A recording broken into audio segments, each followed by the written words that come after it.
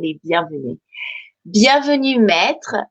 Je suis ravie de vous avoir dans ma vie citoyenne Europe pour cette rentrée. Ça fait plaisir de faire d'avoir l'opportunité de faire une petite lumière sur nos Caraïbes, nos îles extérieures ultramarines. Est-ce que dans la description que j'ai faite de vous, est-ce que vous avez quelque chose de plus à rajouter parce que vous êtes tellement une philanthrope, vous faites tellement de choses. Est-ce qu'il y a d'autres choses que j'ai oublié de mentionner que notre public devrait connaître? Bah, écoutez, déjà, je vous remercie, Céline, Déjà, je vous remercie, Céline, et puis de me recevoir dans cette émission, dans votre émission.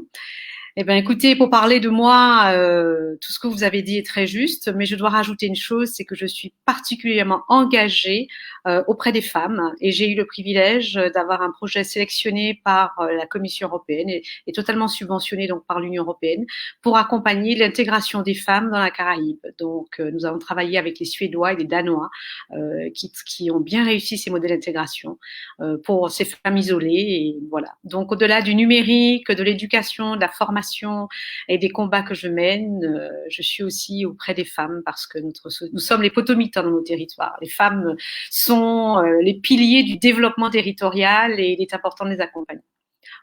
Je suis avocate effectivement au barreau de Bruxelles et je m'occupe des départements d'outre-mer, mais mon point de départ évidemment en tant qu'avocate au barreau de Bruxelles, spécialisée en droit européen, c'est de défendre d'abord j'ai plutôt défendu des grandes entreprises, des multinationales, et puis je me suis intéressée au développement de mes territoires d'origine. Voilà. Merci. Merci beaucoup pour cette belle introduction. Enfin, moi, j'ai énormément de chance. Donc, la première fois qu'on a eu la discussion sur cette thématique, les apatrides de l'Union européenne, et que j'ai commencé à chercher, en fait, j'avais l'impression que j'avais beaucoup plus je lisais, plus il y avait d'informations, et j'étais là, oh mon Dieu, qu'est-ce que je savais pas? Je savais pas tout ça. Et donc, en fait, j'aimerais que l'on commence en expliquant déjà que l'Union européenne compte 9 régions ultra-périphériques géographiquement. Donc, c'est les régions qui sont éloignées du continent. Et ça, il s'agit de la Guyane, la Guadeloupe, de la Martinique, de la Mayotte, de la Réunion, de Saint-Martin, des Açores et de Madère pour le Portugal et des îles Canaries pour l'Espagne. Mais les Outre-mer, comme nous on les connaît, ce sont 12 territoires. Et en lisant, j'ai constaté que, en fait, la France, l'Union européenne à l'intérieur de l'Union, il y a 3 statuts. Par exemple, la France, elle a un espace continental, et ensuite elle a la France dite ultramarine comme définie par l'Union européenne, et il y a aussi à la France des territoires d'outre-mer. Et donc ces trois-là n'ont pas du tout le même statut. Et je me demandais, est-ce que vous pourriez nous expliquer la différence entre ces 3 statuts qui existent au sein de l'Union européenne? Effectivement, Céline, alors quand on parle de l'Union européenne, on s'imagine toujours qu'on a un continent uniforme. Les Européens sont convaincus qu'ils sont tellement centrés. Mais l'Europe, c'est cette grande diversité. Et l'Europe est présente grâce au département d'outre-mer et à ces régions qu'on appelle régions ultrapériphériques dans le monde entier. Parce que, en fait, la France étant la deuxième puissance économique mondiale, l'est parce qu'elle a ses départements d'outre-mer. Donc, on va distinguer les États membres au sein de l'Union européenne. Donc, on parle de ces 3 statuts. Donc, nous avons les États membres, les grands États, la Belgique, la France, le Luxembourg, la Hollande. Enfin, le statut d'État membre, nous avions 28 États membres, nous sommes passés à 27 puisque l'Angleterre nous a quittés en 2020. Voilà. Moi qui ai connu des 9, je serais allée jusqu'à 28 ensuite pour redescendre à 27. Donc, nous avons les grands États membres, les États continentaux, Et puis à côté de ces États, nous avons ce qu'on appelle communément les régions ultrapériphériques, qui sont ces territoires. Pourquoi on les dit ultrapériphériques? C'est qu'ils ne sont pas dans le continent européen, ils sont éloignés. Alors nous, les départements français d'outre-mer, nous sommes les plus éloignés. Parce que dans les RUP, comme vous le dites si bien, il y a 9 RUP, mais il y a 6 RUP françaises, donc 6 régions ultrapériphériques qui sont la Guadeloupe, Saint-Martin, la Martinique, la Guyane, Mayotte, la Réunion, qui sont très éloignées, mais vraiment en ultra-périphérie de l'Union européenne. Et ont droit à un statut particulier qui va être régi par l'article 349, tout comme les autres îles que sont Madère et les Açores, non, les Açores c'est avec l'Espagne et Madère pour le Portugal. Et là, ils sont beaucoup plus proches de l'Union européenne. Donc, je dirais qu'ils sont moins en ultra-périphérie. Donc, nous avons des départements d'outre-mer comme États membres. Et les départements d'outre-mer sont des régions à part entière, donc ont le même statut que n'importe quelle région française. Et en France, vous avez ce qu'on appelle les PTOM, les territoires. Donc, on a des territoires d'outre-mer qui sont rattachés à leur État membre, mais qui n'ont pas le même statut que ces régions ultrapériphériques, qui bénéficient de la totalité du droit communautaire. Alors, je ne vais pas perdre nos internautes, mais dans l'image commune, on a la Nouvelle-Calédonie, par exemple, qui est un territoire d'outre-mer, et on a Saint-Barthélemy, qui est aussi qui est un petit paradis qui est français. Donc, ce sont ces territoires, les populations de ces territoires ont la citoyenneté généralement de leur État membre et la citoyenneté européenne, mais ne s'applique pas le droit classique de toute l'Union européenne dans ces territoires. Donc, je pense quand on parle de l'Europe, on pense plus aux régions ultrapériphériques et aux États membres. Et je serais très heureuse de vous parler de ces fameuses régions ultrapériphériques. Oui, exactement, parce que merci beaucoup pour nous avoir éclairés. Parce que pour moi, je trouvais que c'était important d'expliquer déjà la base. Les bases, c'est important pour qu'on puisse comprendre de quoi on parle. Et donc, nous, aujourd'hui, on va se focaliser sur les régions ultra-périphériques. Notre conversation, notre dialogue aujourd'hui se posera sur les régions ultra-périphériques. Et aujourd'hui, on a choisi un titre un petit peu provocateur en disant en parlant des apatrides de l'Union. Et donc, moi, je voulais vous poser la question, qui sont ces apatrides et pourquoi est-ce qu'on pourrait dire apatride ou pas? Alors, apatride, déjà, qu'est-ce que ça comprend le terme apatride? Apatride, c'est sans patrie, sans nation, sans droit.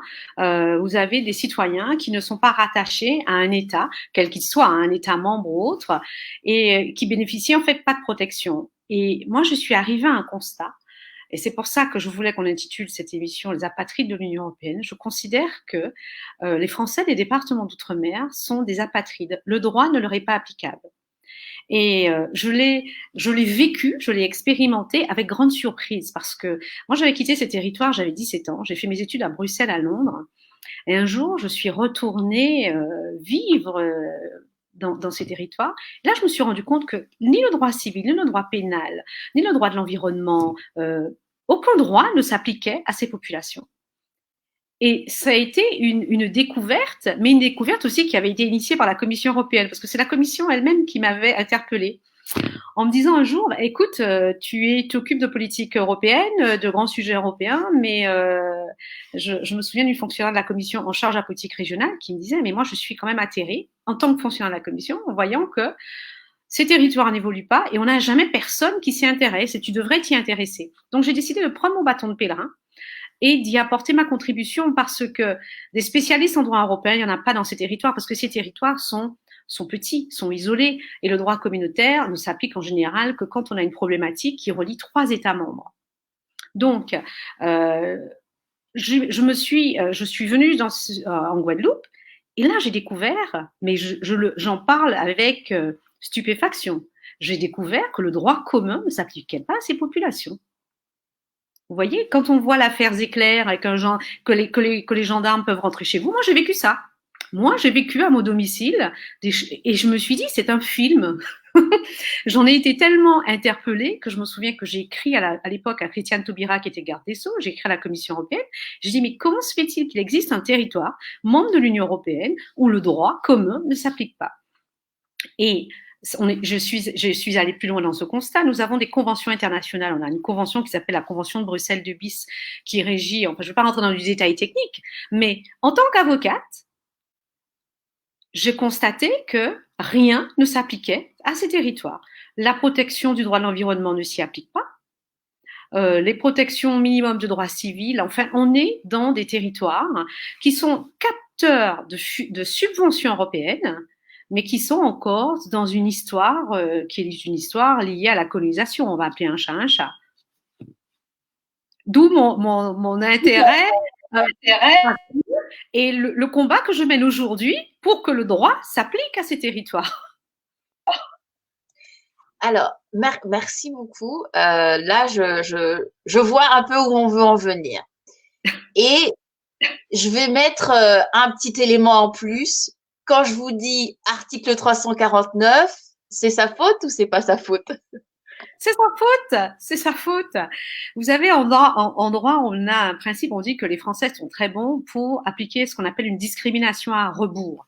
On discrimine nos propres nationaux, mais en situation non pas avantageuse, mais en situation négative. Alors l'article 349, c'est un article du traité de l'Union européenne, donc on a un texte qui régit le droit de l'Union européenne, qui est applicable à tous les États membres et à tous les citoyens des États membres, mais pour les régions ultrapériphériques, donc nos chers départements d'outre-mer et donc les 9 dont nous avons cité, dont nous avons parlé, mais c'est encore plus prégnant dans les 6 départements français, vous avez un article qui prévoit de déroger à toutes les règles de droit communautaire dans tous les domaines, dans le domaine de l'environnement, dans le domaine de la fiscalité, et on a une espèce de tronc commun qui dit que comme ces territoires sont éloignés, qu'ils ont un problème d'insularité, qu'ils ont des problèmes climatiques, on va adopter des mesures particulières qui permettront d'avoir des dispositifs qui sont plus favorables à ces territoires. Je vais faire simple, on s'est dit qu'on allait nous intégrer dans le droit communautaire, une exception qui permettrait de déroger à toutes les règles. Et ça s'appelle la boîte de Pandore. On a permis donc, et on a autorisé, on a ouvert une brèche qui permet aujourd'hui de nous faire déroger à tout le droit commun. Je prends un exemple très simple. On parle beaucoup du développement des énergies renouvelables. Et ben, quand j'ai lu l'adoption de la directive énergie renouvelable, ma stupéfaction est telle en lisant donc que, compte tenu de l'article 349 du traité fondateur de l'Union européenne, on pourra déroger dans les régions ultrapériphériques à la production d'énergie renouvelable. Résultat des courses, dans les départements d'outre-mer, nous importons du charbon et du bois pour produire de l'électricité. Donc, alors qu'on demande à tous les États et à tout le monde de diminuer les émissions de CO2, que la France est signataire de l'accord de Paris, dans les colonies, parce que, appelons un chat, nous sommes les colonies françaises, dans les colonies, on va organiser un système de dépendance énergétique. Et dans les départements français, on importe du bois du Brésil.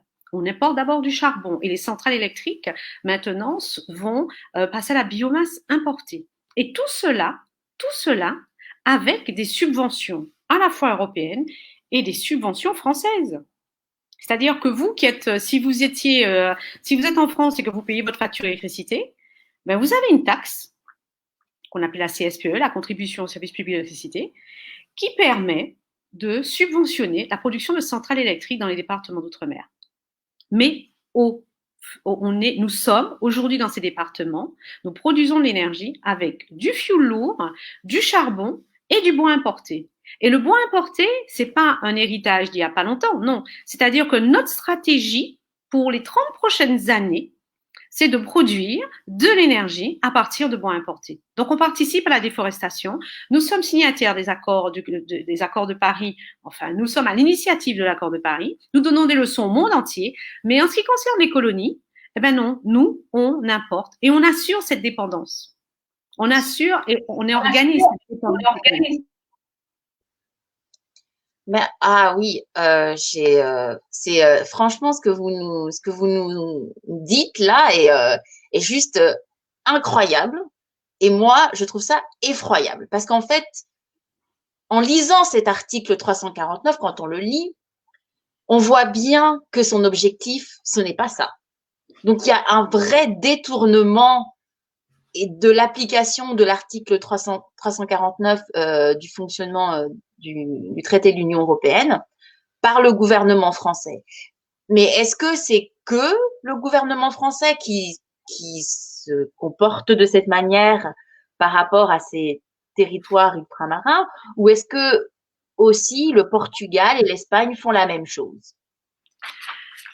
Non, parce que ce sont des territoires qui n'ont pas la même histoire. On n'a pas l'histoire coloniale avec le Portugal et l'Espagne. Nous n'avons pas de discrimination raciale. Nous sommes des territoires où les discriminations sont très fortes et nous avons une histoire coloniale avec une économie coloniale. Nous sommes un territoire d'importation de tout ce qui est produit en France. Nous ne sommes pas ouverts vers l'extérieur. Le Portugal et l'Espagne n'ont pas de. Les populations sont blanches, les populations ne sont pas noires, donc elles ne sont pas discriminées. Et puis, elles sont beaucoup plus proches du continent. Donc, il y a toute cette organisation sociale qui n'existe pas. Nous, dans les départements d'outre-mer, nous sommes avec un héritage de la canne et la banane. Je vous prends le dernier exemple pour dernier exemple dans les utilisations des financements européens. Quand on a clôturé le dernier programme opérationnel, donc la contribution des États membres au développement des populations, en Guadeloupe, qu'est-ce qu'on a décidé de subventionner à hauteur de plus de 100 millions d'euros? Un musée de l'esclavage. Alors, je suis désolée, hein. Moi, je ne sais pas si les Allemands, les Espagnols, les Croates savent, mais nous, tous les Noirs, on sait qu'on a été esclaves. Il y a une chose seule, on est sûr, c'est qu'on a été esclaves. Donc, notre avenir, notre stratégie de développement, c'est pas d'aller dans un musée pour les esclaves, c'est que les 60% de chômeurs qui ont moins de 25 ans, on leur trouve un travail. Mais comme je disais, on est dans une stratégie où la puissance coloniale fait que la France a cette deuxième puissance économique maritime parce qu'elle a elle a tous ces territoires dans les îles, mais pour pouvoir conserver cette domination, on assure une forme de complicité, si vous voulez, avec les élus qui reçoivent quand même beaucoup de subventions pour maintenir une paix sociale, assurer que ces territoires ne se développent pas et surtout s'assurer que les personnes diplômées ne reviennent pas dans ces territoires. Donc nous sommes des territoires nous sommes totalement dépeuplés de nos cerveaux. Ils ne reviennent jamais. Je me souviens d'un procureur qui m'a dit, mais qu'est-ce que vous faites ici? Retournez à Bruxelles. Je vis entre les deux et ça avait l'air d'être surprenant. Ils ont le rapport est très, très colonial. Je ne sais pas si vous avez entendu parler du scandale de la chlordécone en matière environnementale. Pollution majeure, et il n'y aura jamais personne de condamné.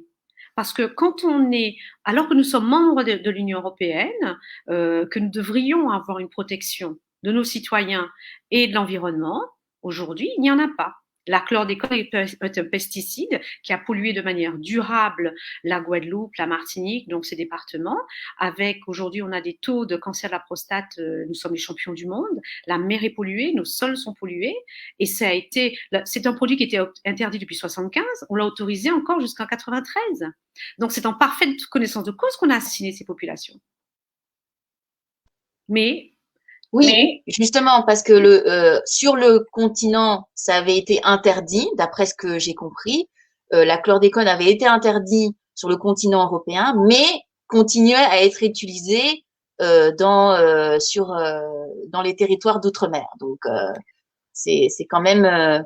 Et donc quoi, ils ont utilisé l'article 349 Non, pour revenir à notre fameux article 349, mais on y arrive parce qu'en parlant de la chlordécone, nous parlons de l'industrie de la banane et nous parlons, si nous revenons à l'article 349, ce fameux article qui nous permet de déroger, je vous disais, au droit commun. Donc, quand on parle de politique agricole commune, quand on parle d'agriculture, on va invoquer l'article 349, par exemple, dans l'aménagement du POSEI, qui est un fonds dédié normalement à la diversification de l'agriculture. Mais on se rend compte que au lieu de diversifier l'agriculture, on a créé des acteurs qui sont en situation de quasi-monopole avec une absence totale de diversification de l'agriculture. Donc, sous couvert d'avoir une diversification de l'agriculture, on a un outil, par exemple, qui est le POSEI, qui va utiliser les fonds européens qui va être un objet d'utilisation des financements européens au bénéfice uniquement de certains acteurs qui sont des groupements de producteurs. Voilà une illustration, par exemple, dans le domaine de l'agriculture de l'article 349. Une autre illustration du mauvais usage de l'article 349, et notamment une fameuse taxe coloniale qui s'appelle l'octroi de mer, qui date. L'octroi de mer, donc, est une taxe sur la consommation de tous les produits importés, et qui est une taxe qui date du XVIIe siècle, qui était à l'époque de Colbert. Vous imaginez, on est en 2021, les départements d'outre-mer sont l'objet d'une fiscalité qui date de Colbert, qui n'existe plus nulle part. Avec le principe est simple, on a utilisé l'article 349 pour déroger au droit fiscal, puisque les territoires d'outre-mer ne sont pas membres de l'Union européenne en ce qui concerne la fiscalité, donc nous n'avons pas de TVA intracommunautaire, nous avons une fiscalité qui nous est propre, et dans cette fiscalité qui nous est propre, nous avons une fameuse taxation qui est l'octroi de mer, et cette taxe permet on va taxer tout ce qui entre dans ces territoires et on va taxer tout ce qui est produit dans ces territoires. Donc, on a un octroi de mer interne et un octroi de mer externe. Je ne vais pas rentrer dans des détails trop techniques, mais encore une fois, on utilise l'article 349 pour dire on va assurer la vie chère dans ces départements d'outre-mer parce que tous les rapports démontrent que cette taxe n'a jamais développé l'économie locale. Son unique objet est de financer les collectivités publiques. Donc, vous taxez une population, elle a une vie chère de 40% et uniquement pour abonder au budget des collectivités, que ce soit les régions, les collectivités et les collectivités territoriales que sont les villes. Ce qui fait que les élus n'iront jamais s'opposer au texte européen. C'est la meilleure façon de garder un territoire comme ça sous le couvercle, c'est que vous avez les politiques. Je pense qu'en Afrique, vous connaissez aussi ce phénomène parce que c'est une organisation qui est assez proche en fait. C'est un savoir-faire qui est connu. Donc, on a ces politiques qui ont des dotations nettement supérieures à tout ce que l'on peut voir au niveau national. Donc, ils vont se battre évidemment pour conserver demander les avantages de l'article 349 qui n'accorde aucun avantage et pour fermer les yeux sur toutes les discriminations que peuvent subir la population. Il faut savoir que dans les départements d'outre-mer aujourd'hui, nous en Guadeloupe, en Martinique, on n'a pas d'eau dans les robinets. Il y a des tours d'eau. Nous sommes citoyens de l'Union européenne, on va nous faire un musée, l'Europe va financer un musée à plus de 100 millions d'euros, mais quand on ouvre le robinet, on n'a pas d'eau. Dans les écoles, il n'y a pas Internet et les écoles ferment parce qu'il n'y a pas d'eau. Il n'y a pas c'est quand même assez extraordinaire.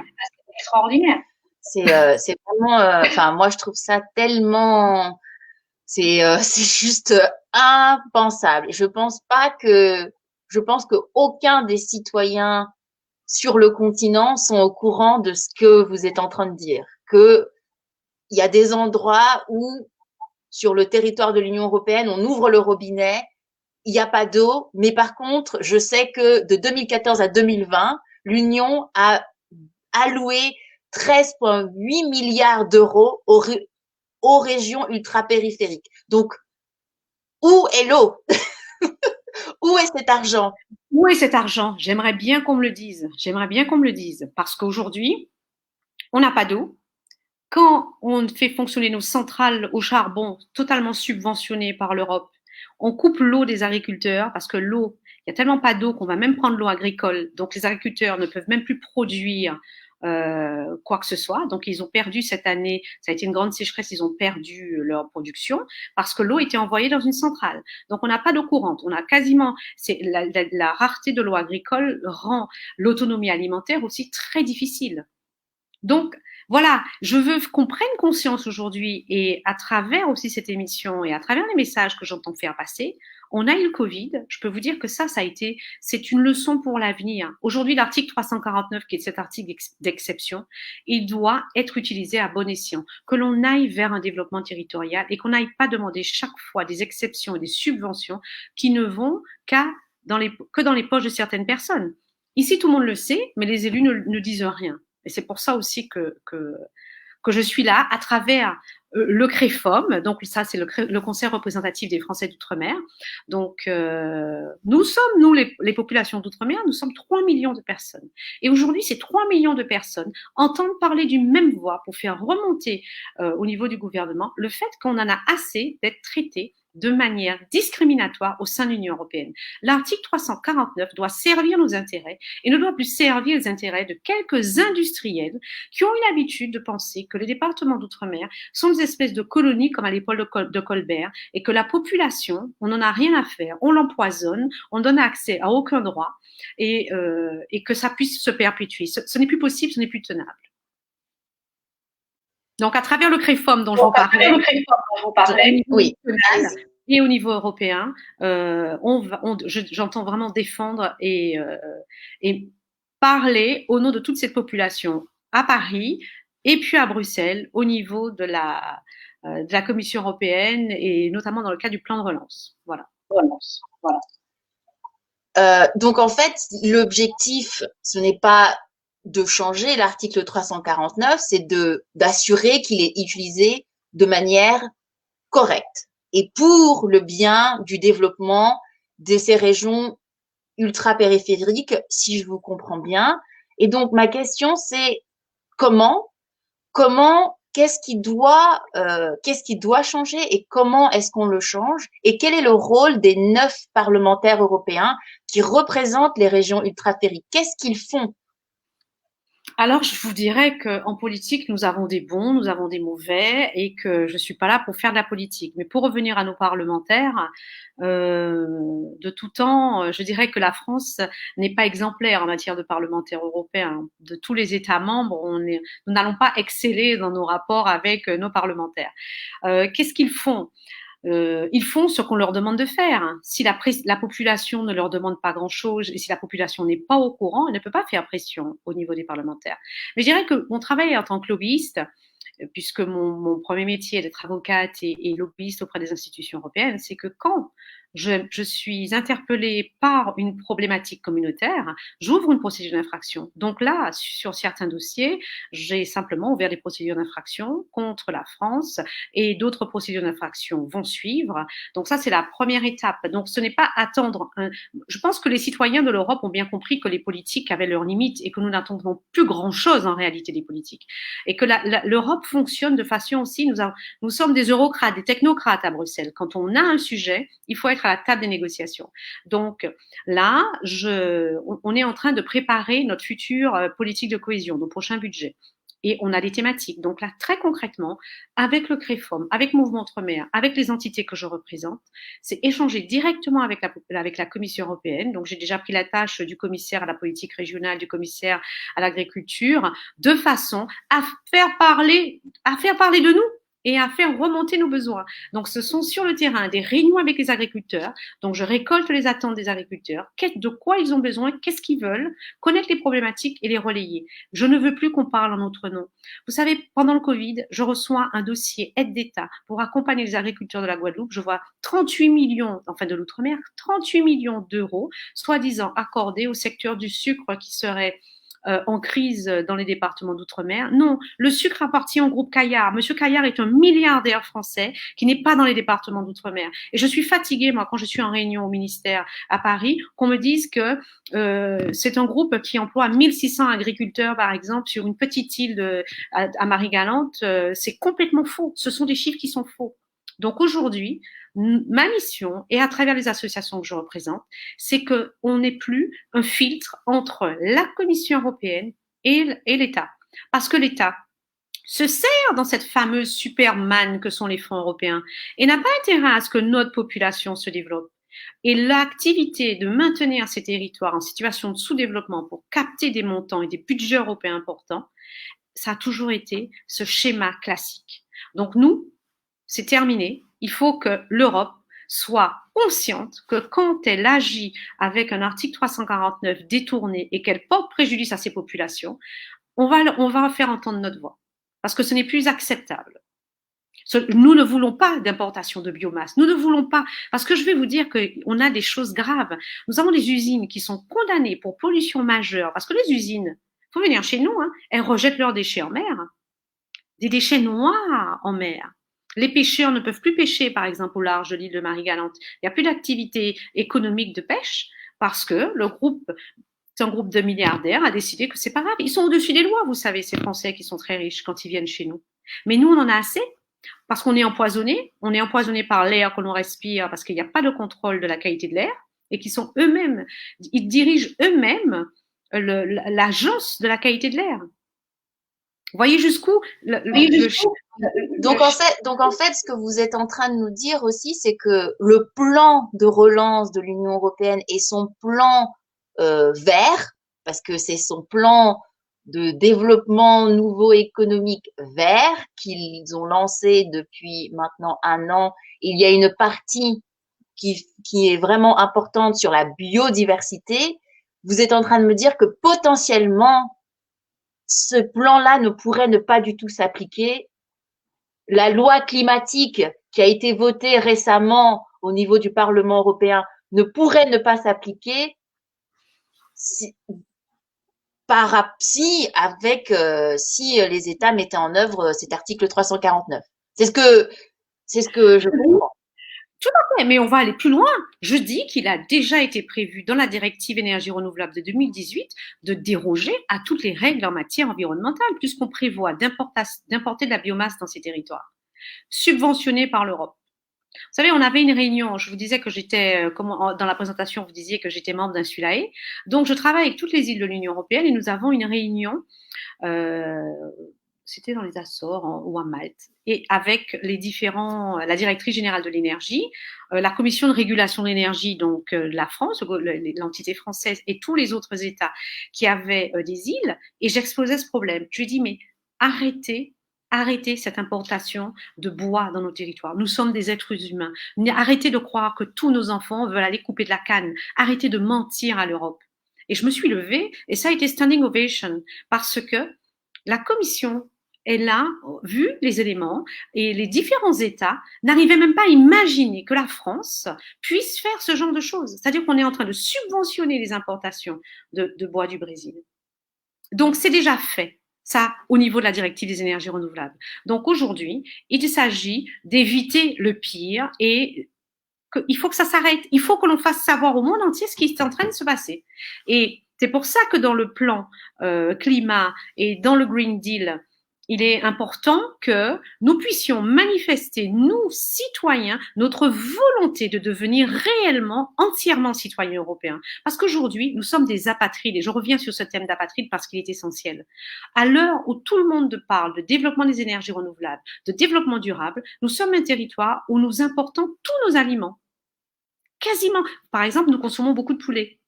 99% des poulets que nous consommons sont des poulets importés.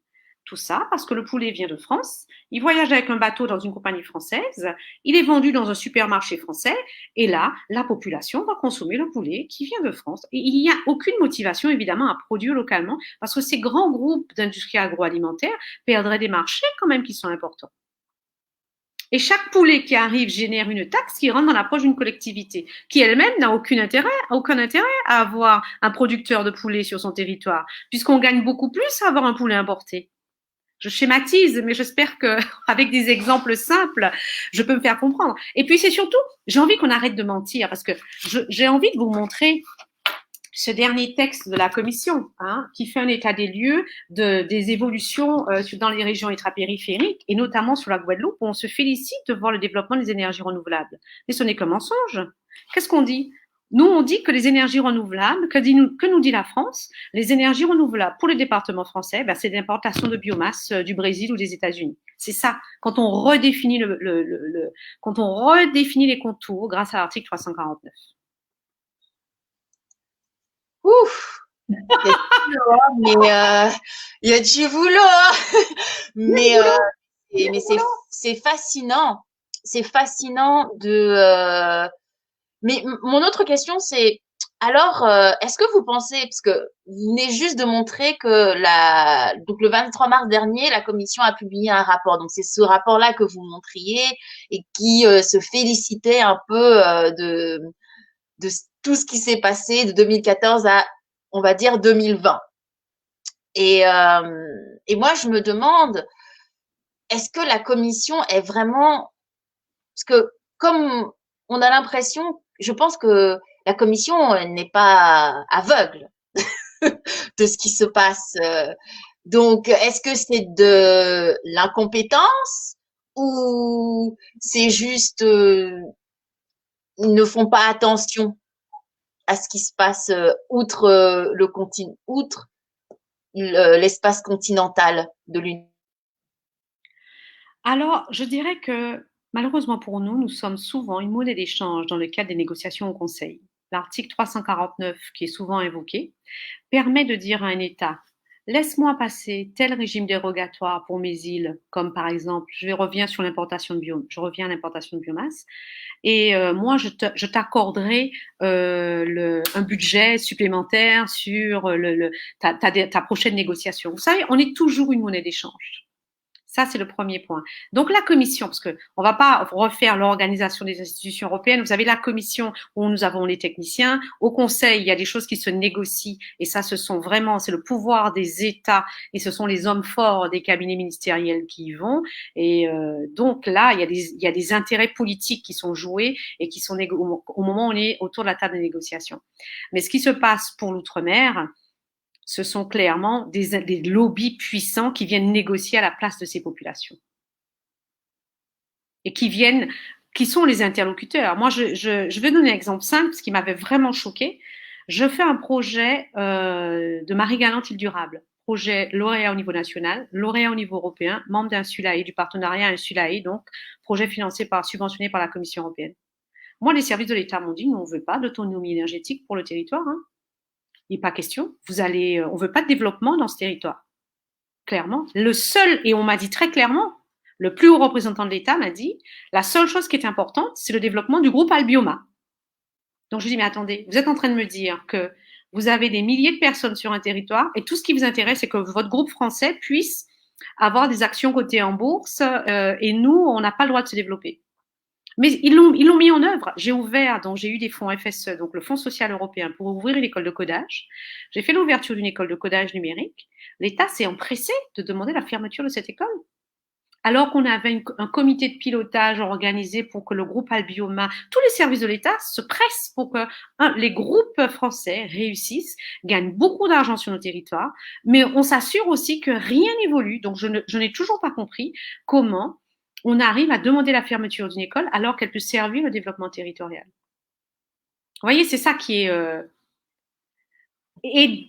C'est juste affligeant. C'est juste c'est même pas affligeant, c'est juste vraiment déconcertant. Je ne suis pas si honnête, mais je pourrais tomber de ma chaise tellement ce genre de.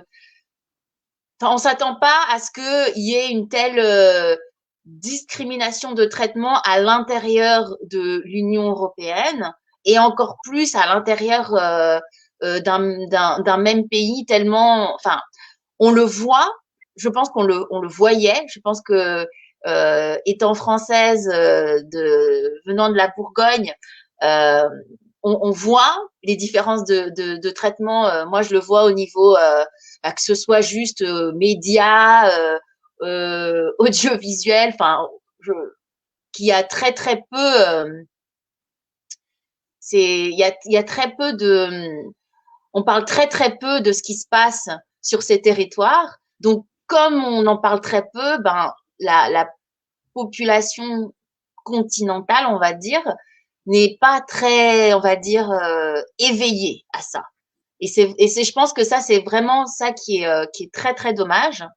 Mais moi, ce que j'aime beaucoup et ce que vous mettez en avant, et c'est aussi ce que ma vie citoyenne Europe essaie de mettre en avant, c'est de parler aux gens, de leur dire, ben, en fait, vous avez le pouvoir, la Commission européenne, elle est là pour vous.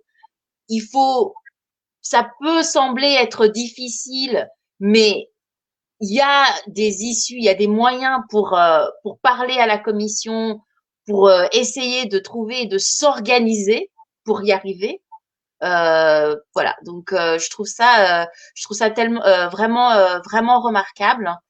Et, euh, et là, on arrive presque à la fin de cet échange, mais je voudrais vous laisser encore un petit moment avant qu'on passe à notre flash info euh, pour vous dire, bah déjà, j'ai un petit commentaire de Anthony Elterberg qui dit que bah, c'est criminel, voilà. Voilà. Il n'y a pas, il a trouvé les mots que je n'arrivais pas à dire parce que c'est difficile de dire que son pays est un criminel. Mais là, il y a pas photo. Et c'est juste. Et vous savez que dans ces populations, les gens sont manifestes, sont dans la rue, ils en ont assez.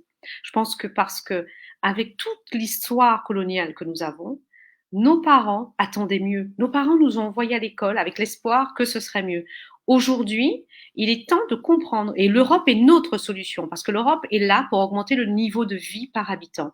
Et je pense que l'Europe est notre salut. C'est pour ça que je veux encore beaucoup plus d'intégration sociale au niveau de l'Union européenne, qu'on ait vraiment ce mouvement, cet élan citoyen, comme tu le dis si bien. C'est important que les citoyens comprennent que c'est vers l'Europe que l'on doit se tourner. Il est important de parler à la Commission, d'échanger avec la Commission, parce qu'aujourd'hui, on a un intermédiaire qui cache cette réalité au bénéfice de quelques industriels. Parce que qui paie les campagnes électorales? C'est pas vous, c'est pas moi, hein. C'est quelques lobbies puissants industriels qui font en sorte que quand ils ont payé, ils veulent un retour sur investissement. Et la population, tout le monde s'en fout.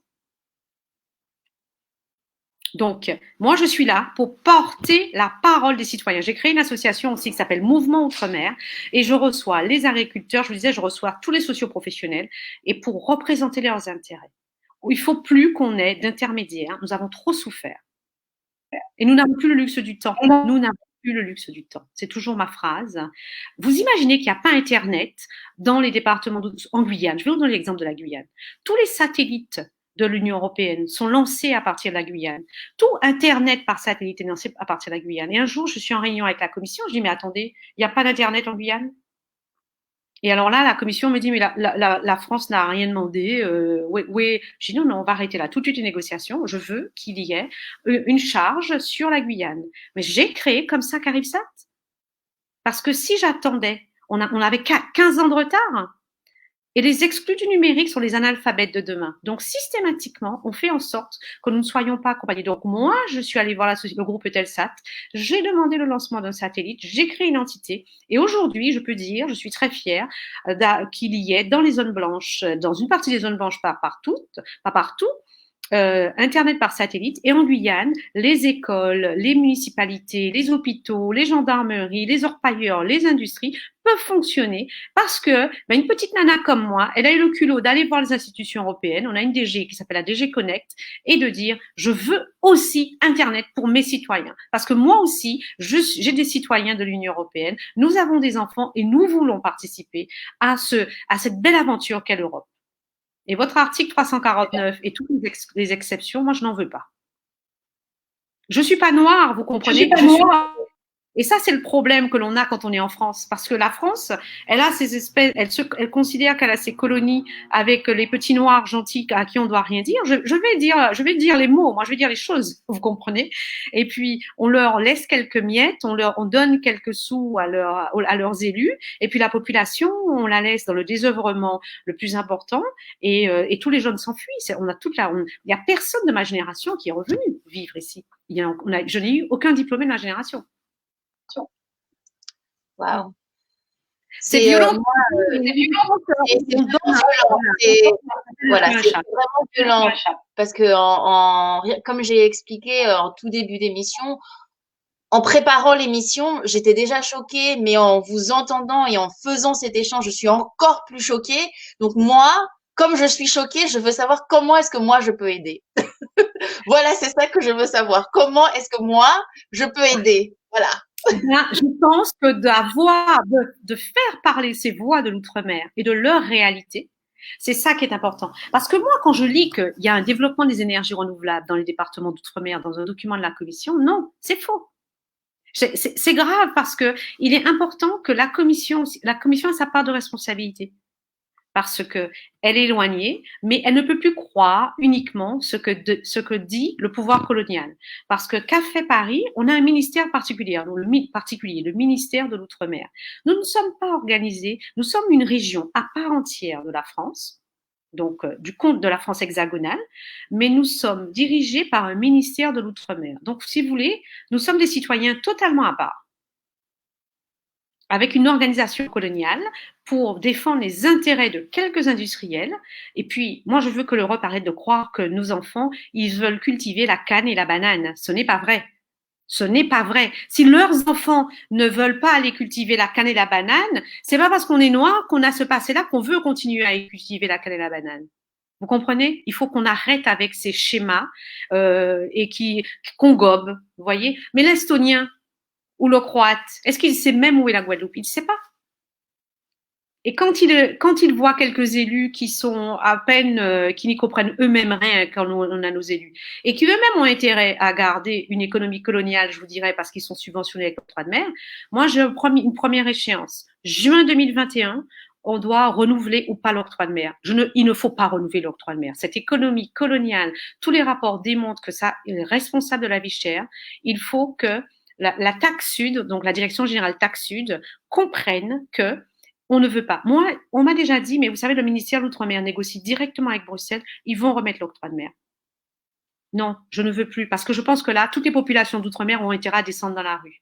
Parce qu'on n'en peut plus d'avoir une vie chère à 40%, d'être des citoyens où rien ne s'applique à nous. Ça veut dire que on ne peut pas importer certains produits, on ne peut pas développer des entreprises. J'ai fait des vidéos, nos boulangers ne peuvent même plus travailler parce que ça revient à beaucoup moins cher d'importer un croissant tout fait que de faire un croissant chez nous.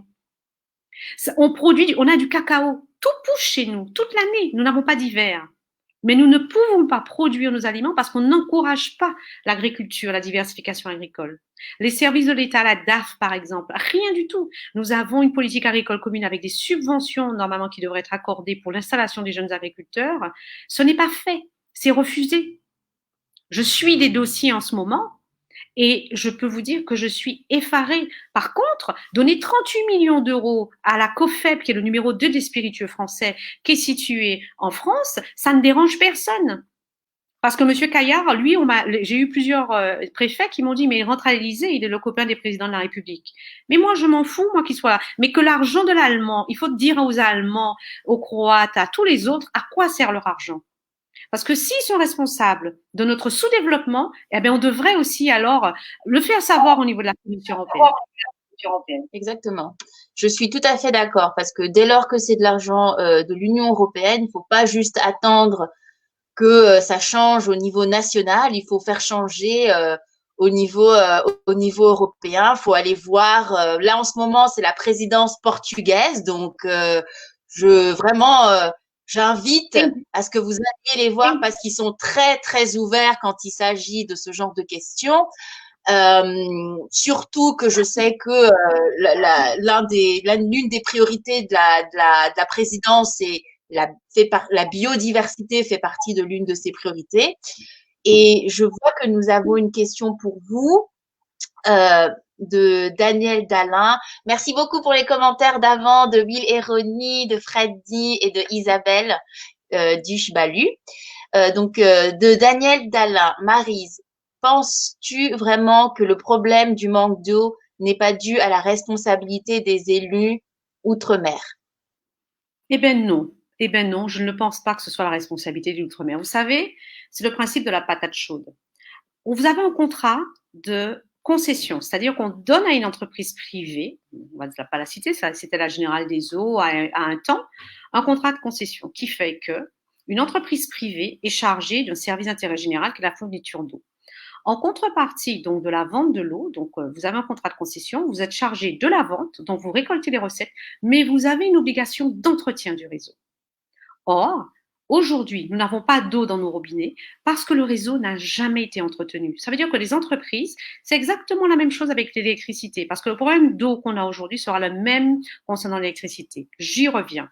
Donc, vous avez une entreprise privée qui a récolté, qui a eu ses recettes, mais qui n'a jamais entretenu le réseau d'eau. Donc, le réseau d'eau, se rendant compte que ça allait devenir un énorme problème, ils ont eu la bonne idée d'appeler quelques élus et de leur dire on va créer une société qui sera chargée de la gestion de l'eau. Donc, on a créé une entité qui s'appelle le SIAG en Guadeloupe. On a mis quelques élus, très fiers d'être dans une entité et de percevoir des revenus. Et ils n'ont pas vu la bombe à retardement qui allait leur tomber dessus. Voilà. Quand on lit pas ces contrats, et comme d'habitude, vous avez une entreprise française dont on ne va jamais engager la responsabilité. Vous savez, Donc, il n'y a pas d'eau aujourd'hui, on ne va pas rechercher celui qui n'a pas entretenu, alors que c'est une obligation contractuelle. Et dans n'importe quel autre pays, le contrat de concession, on serait allé le récupérer, on aurait engagé la responsabilité de celui qui était titulaire du contrat. Sur ce type de contrat, nous avons la même chose dans le domaine de l'énergie. Vous avez une entreprise qui s'appelle EDF, qui est le seul, qui a l'exclusivité de la vente de l'électricité, mais qui à l'époque était aussi chargé de l'entretien des réseaux. Et qu'est-ce qu'ils se sont dit? On va créer, avec quelques élus, un petit syndicat qu'on appelle le CIMEG en Guadeloupe ou le SMEM en Martinique, et ils n'ont jamais entretenu le réseau électrique. Et aujourd'hui, le réseau électrique en Guadeloupe et en Martinique est dans une situation catastrophique.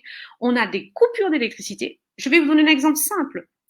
Avant-hier soir, sur la ville de Saint-François, il n'y avait pas d'électricité pendant 1 heure et demie. Donc, vous êtes chez vous, vous ne pouvez pas baisser les volets électriques, vous ne pouvez pas sortir de chez vous si vous avez un portail, si vous avez un frigo, si vous avez un dîner, si vous avez un restaurant. C'est une catastrophe de ne pas avoir d'électricité. Et c'est tout le temps. Parce que le réseau est excessivement instable et nous avons tout le temps des coupures d'électricité. Je ne vous parle pas du nombre de sociétés qui font faillite parce que le matériel a disjoncté, parce que quand vous êtes par exemple un cabinet de radiologie et que votre machine coûte 1,5 million d'euros, 2 millions d'euros et que le réseau d'électricité est down et quand on vous le remet avec des tensions excessivement élevées, ça fait tout péter, j'en connais beaucoup. Et tous ces gens-là ne sont pas indemnisés parce que le droit commun, le droit des contrats ne s'applique pas. Vous avez des contrats de concession, la responsabilité de ceux qui sont titulaires de ces contrats devrait être engagée. Mais la France n'engage jamais la responsabilité de ces grandes entreprises. Vous savez, dans les territoires des colonies, les colonies et la population des colonies n'a jamais servi qu'à capter des subventions au profit de quelques entreprises. Il n'y a pas de meilleur aveugle que celui qui ne veut pas voir. Exactement. Donc, merci beaucoup, Maryse, pour ça. J'aimerais que peut-être vous clôturiez cette partie-là avant qu'on passe au flash info pour nous remettre. Le flash info va nous remettre un peu de nos émotions qui ont été très très hautes pendant ces quelques minutes. Peut-être clôturer en expliquant, vous aviez commencé à en dire qu'en juin, en juin, il y avait des timelines, un deadline que vous vouliez, il y avait des choses que vous vouliez faire juin 2021 et ensuite 2022 et ensuite 2024. Alors, je vais avoir un calendrier très suivi dans le cadre des négociations. Vous parliez de la présidence portugaise. La présidence portugaise met l'accent sur les RUP et donc veut réorganiser la gestion des fonds structurels et va justement travailler sur la biodiversité. Donc, travailler avec la présidence portugaise, c'est mon actualité. Travailler avant juin 2021 pour qu'on supprime l'octroi de mer, c'est une priorité. Et ça, lutter contre ce ministère colonial qui veut le maintenir. Donc, mais c'est placer j'invite tous les citoyens en fait de l'outre-mer à se joindre à moi, à adhérer à Mouvement Outre-mer, de façon à être le relais et le porteur de leurs propres problématiques. Parce que la Commission européenne, vous savez, le travail de lobbyiste, comme on le dit à Bruxelles, c'est important qu'un fonctionnaire puisse échanger avec un lobbyiste pour comprendre quelle est la problématique et quelle est la problématique du terrain. Les fonctionnaires de la Commission ne peuvent pas aller partout. Il y a 27 États membres. Ils ne peuvent pas aller dans toutes les régions. Donc, il est important de faire remonter les problématiques. Donc, je vous invite à vous joindre, à rejoindre Mouvement Outre-mer. Vous allez sur Facebook, vous tapez Mouvement Outre-mer, vous pouvez vous inscrire à Mouvement Outre-mer, adhérer, mais soyez les acteurs de votre développement. Vous ne pouvez pas dire aujourd'hui que vous ne saviez pas. Vous ne pouvez pas dire que vous n'avez pas fait le travail pour les générations futures. Parce qu'aujourd'hui, c'est du bois du Brésil que l'on a chez nous, c'est le refus du développement de l'éducation, c'est le refus du développement du numérique, et c'en est assez. Il faut que nous allions tous ensemble de l'avant et c'est parce que nous serons acteurs dans ces programmes européens qui sont assez extraordinaires parce que chaque fois que je soumissionne, je reçois les subventions pour faire avancer et adhérer les pays européens. D'ailleurs, je les invite à venir travailler avec moi. Je travaille beaucoup avec la Suède, le Danemark sur différents sujets. Donc voilà, je pense que 2021 sera l'année des Outre-mer, sera l'année du rassemblement. Il est temps de faire peuple. Il est temps de dire c'est assez. Il est temps de dire que ce ne sont pas nos élus qui vont aller défendre nos intérêts parce que ce sont ces élus qui, eux, sont quand même fortement subventionnés pour que le système reste tel qu'il est. C'est comme ça que s'organise l'économie coloniale. Et ça, c'est pas de la faute de l'État, c'est de notre faute. À partir du moment où nous déléguons notre sens de la responsabilité, de notre signature. Et l'Europe nous donne cette chance de participer au débat. Et je pense que c'est ça aussi l'objectif de votre émission. C'est ça qui est important aussi. Et c'est là qu'elle est fabuleuse et qu'elle doit être répétée sur différentes thématiques. C'est de faire comprendre aux autres à quel point il est facile d'échanger avec Bruxelles. N'est-ce pas? N'est-ce pas? Exactement. Merci à tous pour ce soir. On arrive à la fin. Je suis vraiment désolée, Daniel, d'Alain. On recommencera. Elle va revenir, ne vous inquiétez pas, parce qu'elle nous a donné son calendrier. Donc, nous, on veut voir l'action. Mais j'ai aussi quelque chose, une super nouvelle pour les jeunes d'outre-mer. Eh bien, Diaspora Vote, nous avons lancé, on va lancer, on a lancé, on attend vos candidatures. Comme Maryse l'a dit, comment pas attaquer, mais travailler, apporter des éléments au niveau de la commission, eh bien, Diaspora Vote, nous lançons Fais-le avec ton eurodéputé. Et c'est pas du tout c'est un travail que vous allez devoir travailler en collaboration avec les eurodéputés sur une thématique bien précise sur laquelle ils sont en train de travailler eux-mêmes, faire du lobby au niveau de la commission et aussi qu'au niveau du conseil. Donc, j'espère que beaucoup d'entre vous pourront vous inscrire parce que c'est une occasion unique, c'est quelque chose qui n'a jamais encore été fait et les parlementaires sont très, très, très chauds. Ils sont super chauds et ils attendent ça avec impatience, ainsi que la commission. Donc moi, je dis un grand, grand merci à Maryse. Moi, j'ai appris tellement. J'ai hâte que vous reveniez. Vous allez revenir, n'est-ce pas? Mais je serais très heureuse de venir. Chaque fois que je peux apporter quelque chose à mes concitoyens, j'en suis très, très heureuse. C'est super. Et donc, je vous remercie à tous qui nous avez suivis. Moi, je vous donne rendez-vous au mois de février. Attention, on va parler des vaccins. Eh oui, eh oui, eh oui. Des vaccins pour ou contre. Et je vais essayer de vous trouver 2 médecins pour qu'on puisse en parler correctement. D'accord? Donc, je vous dis à très, très bientôt. Vous m'avez manqué. Je vous souhaite une très, très bonne année, bonne soirée et à février. Bye bye. Merci. Merci. Merci.